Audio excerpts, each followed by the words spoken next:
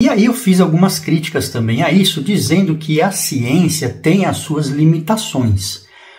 Para isso, eu utilizei um capítulo do próprio livro do Carl Sagan, desse livro mesmo aqui, né? O Mundo Assombrado pelos Demônios, que é o capítulo 10, que se chama Um Dragão na Minha Garagem. Não vou retornar tudo isso de novo, vou deixar aqui linkado esse vídeo se você quiser dar uma olhada, mas basicamente a história é o seguinte, né? Resumidamente, se eu alego que existe um dragão que vive na minha garagem, então, se você quiser ter uma postura científica em relação a isso, uma postura de levar isso a sério, você vai querer ir lá e ver o dragão, certo?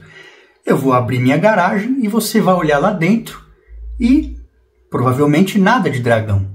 Então você vai começar a exercer ali, a utilizar de instrumentos para tentar capturar esse dragão invisível, tentar provar que ele existe e tudo mais. Mas vai chegar um ponto que você vai dizer, olha, não conseguimos aqui identificar a presença de um dragão invisível na sua garagem. Então, logo, a postura científica é dizer, não temos como afirmar nada. Não temos como afirmar que esse dragão existe, portanto, em tese ele não existe, mas se no futuro tivermos outros elementos que nos ajudem a provar a existência desse dragão, então, ok, podemos voltar a esse tema de novo e fazer novas pesquisas e tudo mais. E nesse mesmo capítulo ele também fala que seria diferente se você conseguisse captar algumas coisas, né? Se você, sei lá, colocasse farinha pelo chão e lá você pudesse ver pegadas do dragão, se você pudesse medir com um infrasensor, né? Se você pudesse medir o calor do fogo, ou se você jogasse tinta e começasse ali aparecer a imagem, né, de um corpo ali, uma coisa corpórea e tal. Então assim, o que ele disse para nós foi, ainda que você não soubesse ou que fosse cético em relação à existência de um dragão invisível, o que você teria que fazer como cientista? Bom, aqui tem indícios aqui, eu estou vendo, eu estou conseguindo medir e vou querer avançar nessa pesquisa então, certo? Bom, meus queridos amigos, mas qual que é a questão aqui? O que eu trabalhei aqui? Porque ao afirmar isso, justamente o próprio Carl Sagan, e ele fala isso no livro dele, é que a ciência tem as limitações de seu próprio instrumento, né? O que é a posição científica? A posição científica é isso aqui, eu até exemplifiquei. Eu tenho um objeto, né? Aqui está meu objeto e eu posso medir esse objeto, eu posso constatar a existência dele e provar que ele existe.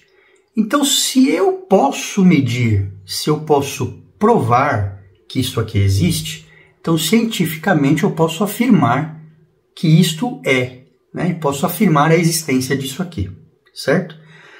Por outro lado, se eu não consigo medir, se esse objeto não se presta a ser medido pelos instrumentos científicos, pelos instrumentos da ciência, qual que é a postura científica? A postura científica é dizer, não está no meu campo de medição aqui, então eu nada posso afirmar sobre isso.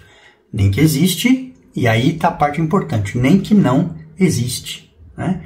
Então a postura científica, cética, ela comporta também em si a humildade de compreender que a ciência embora realmente uma luz que ilumina o entendimento e o conhecimento, a ciência ela é também formada, ela forma conhecimento a partir de instrumentos que ela dispõe. E, portanto, ela não é a verdade. Ela não está apta a abarcar toda a verdade que existe, certo? Então, essa postura de conhecer as limitações da ciência, de que ela não representa toda a verdade, de que ela não é capaz de abarcar toda a realidade, e também admitir que existe muito mais coisa que existe e que nós não somos capazes de compreender pela ciência, é uma postura adequada para o campo científico.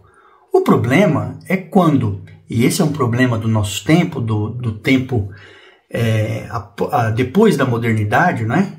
É que nós trouxemos a ideia de que a ciência ela tem uma superpotência, né? E de que tudo pode ser comprovado cientificamente. E o que não pode ser comprovado cientificamente, logo tem que ser desprezado. E isso, meus amigos, reduz grandemente a experiência humana, né? Reduz a alma humana na sua plenitude, em tudo aquilo que ela representa, o que representa a experiência humana na Terra.